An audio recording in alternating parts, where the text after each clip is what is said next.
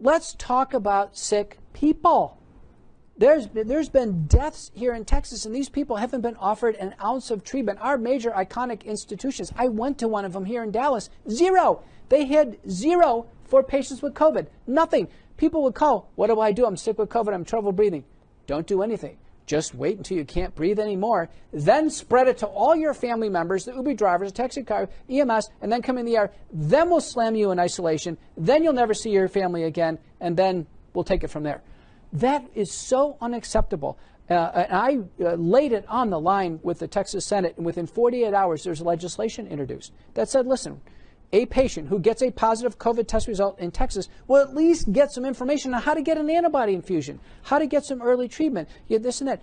And within 2 weeks, the Texas Medical Association, doctors, we strongly oppose this legislation. We oppose unproven treatments. Instead, we propose a vaccine registry.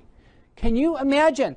Doctors in Texas oppose patients getting any early ambulatory treatment. I had a sick senior citizen who had COVID at home, and I was starting the protocol, what we call sequence multi-drug therapy, and she had some heart conditions, so I wanted to stay away from hydroxychloroquine. I went an ivermectin-based approach. I called in the drugs to a pharmacy on Mockingbird Lane here in Dallas, and the poor patient's family's there, and they said, Dr. McCullough, the pharmacist wants to talk to you. And then the pharmacist picks up the phone. Do you know that the National Institutes of Health does not recommend ivermectin to treat patients with COVID-19? I'm reading the guidelines right here.